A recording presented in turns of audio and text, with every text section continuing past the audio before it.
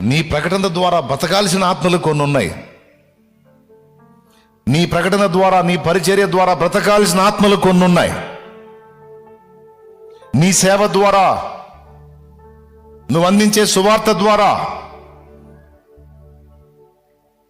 నువ్వు చేసే పరిచర్య ద్వారా రక్షింపబడాల్సిన జీవితాలు కొన్ని ఉన్నాయి. నీకు తెలుసో తెలియతో నువ్వు అనుకుంటుండొచ్చు, నా బ్రతుకు ఏం బ్రతుకు అని. ఏం బ్రతుకైతే నీ కోసం ప్రాణం పెట్టాడు? విలువలేని బ్రతుకైతే, పని లేకపోతే నీ కోసం ప్రాణం పెట్టాడా? అరికాలు మొదలు నడినెత్తి వరకు, శరీరం మొదలుకొని సిరిపాదం వరకు రక్తసిక్తమయ్యాడే. తన కోసం ఒక రక్తపు చుక్క కూడా మిగుల్చుకోకుండా ఆఖరి రక్తబొట్టు వరకు కార్చేసి చివరికి ప్రక్క డొక్కలో బల్లిపు పొట్టు కూర్చున్నప్పుడు రక్తం అంతా అయిపోయి నీళ్లు గారినాయి కదా. నీకోసమే కదా. నాదేముందంటావే?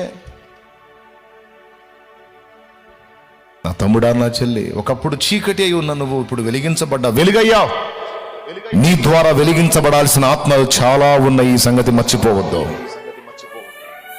నీ ద్వారా విమోచించబడాల్సినటువంటి జీవితాలు చాలా ఉన్నాయి.